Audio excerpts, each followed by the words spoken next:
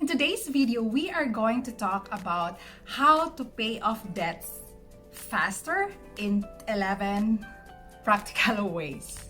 Hi lovelies! Welcome back. If you're new here, thank you for tuning in. My name is Geraldine B.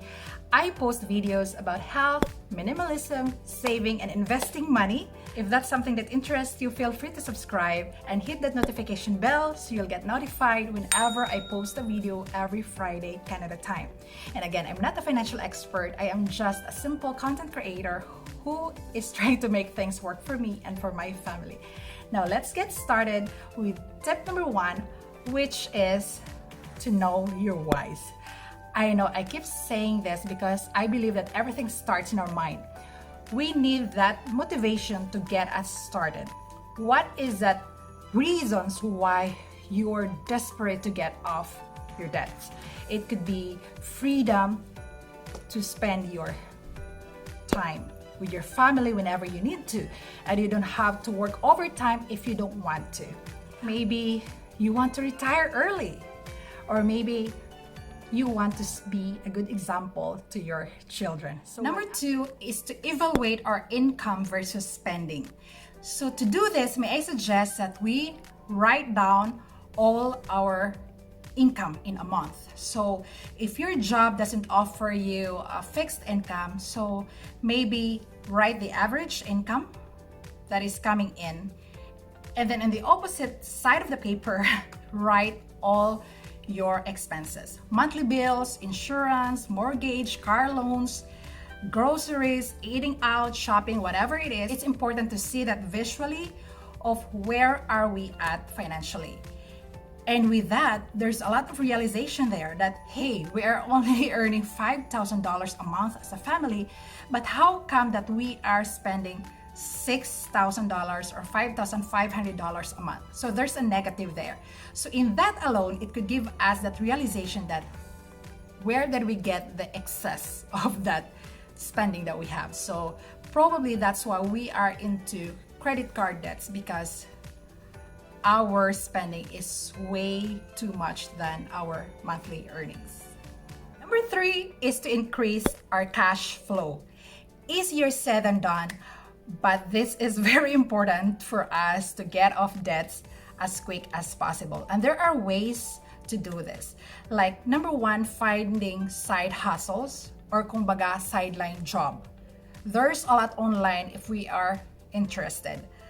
Number 2 is selling stuff. If you watch my video about minimalism, you will probably be motivated to get rid of some of your stuff and sell it on marketplace, right? You have that peace of mind of not having lots of stuff in your house, plus you have that extra income coming in. Number 4 is to cut off unnecessary expenses. I made a videos about how to negotiate to cut off our monthly bills. I put a link down below if you're interested in looking down our list and see which among this spending or expenses that we have that we can actually take off the list to increase our cash flow so that we won't be negative. Number 5 is to make a plan on how to attack your debt.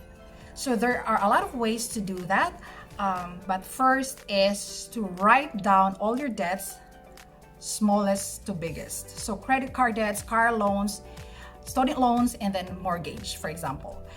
And after that, you can attack them by doing this snowball method by Dave Ramsey. So he's been teaching for I think 20 or 30 years about paying off the smallest debt first. So example, if you have 1,000 worth of credit card debts, then you have to pay that first. So like you have a small snowball, and then you keep that rolling. Whatever cash flow that you have, keep that rolling and attack the second debt. For example, 5,000, 10,000, and so on and so forth. And before you know it, you're done paying off your debts. It gives you momentum that, hey, everything is possible here. If I can pay off my small debt, then I can pay off the next one. And then before you know it, you're done. Some people would actually leave their credit cards at home or cut their credit cards actually, so that they won't be tempted to use that ever again. Number 6 is to work with your spouse. If you are married or if you have a partner, work with them. I can't imagine having separate accounts with your partner, because you can't get track of your spending. It's just a disaster right there. So may I suggest that you work hand in hand with spending money and plan together and make that money talk as natural, as transparent as possible, as spending as transparent.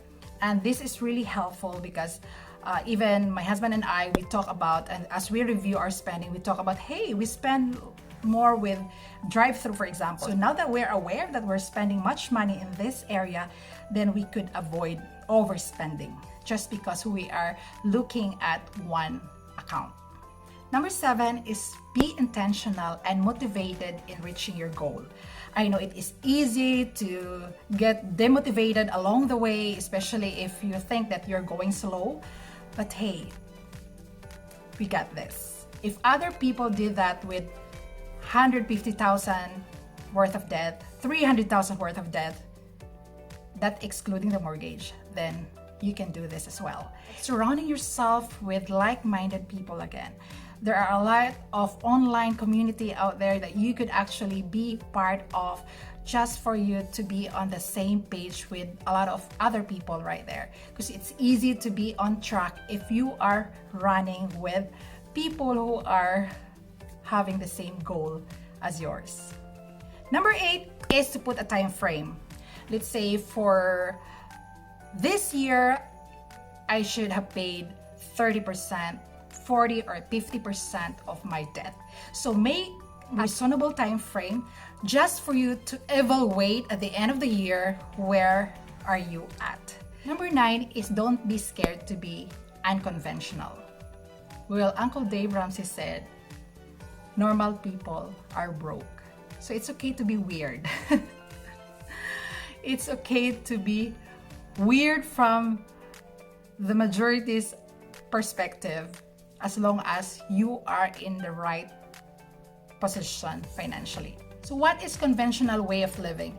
Most people think that as long as you're alive, you should have credit cards, which is, by the way, Americans have an average 4 credit cards each. Some could go up to 10. I mean, that's crazy. Conventional mindset thinks that it's okay to have car loans. And so when you're done with your car, go ahead and have another car loans because you need them to survive. I mean, that's the normal way of life. That's how people think, that you should pay your mortgage for 25 years.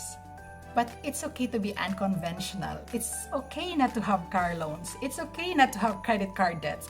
It's okay to pay off your mortgage for 10, 15 years. I mean, less than 25 years. That's being unconventional. And that's totally okay to be weird. Number 10 is to celebrate milestone. In every endeavor, it's easy to be burned out because sometimes we are too focused and we are not playing along the way. We are not enjoying along the way. So after you paid off your first debt, then probably you can go and eat out.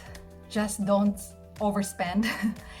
Or probably you can go for a road trip, or you can do something fun with your family, being mindful of the spending again.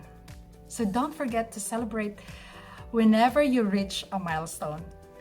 Number 11, and the last, is to stay out of debt. Again, it's easier said than done, but if your mindset is already into not considering debt as an option, then I think it is way easier than considering death as a first recourse right there. Well, I'm not saying that I'm not going into debt. Well, obviously we still have our mortgage, but my husband and I agree that whenever possible, we'll try our best by the grace of God not to go into debt, because we don't want to owe any money from anybody as much as we could. So how we do that is, of course, having this plan, financial goal, having a budget. And if we have a project in the future, like planning to have a renovation in our house, we have to save money for it before we do the project itself. I mean, everything can wait. We just have to be patient, work hard and focus towards our goal, and do not consider death as an option unless it is super duper emergency after our emergency fund runs out. So that's it for today. I hope that you find this helpful. I hope that I inspire one person today. If you enjoyed this conversation, feel free to give this a thumbs up, and don't forget to comment if this talks make sense to you. Until my next video, don't forget to stay grateful, stay motivated while we keep on working towards our goal. Until next time, bye.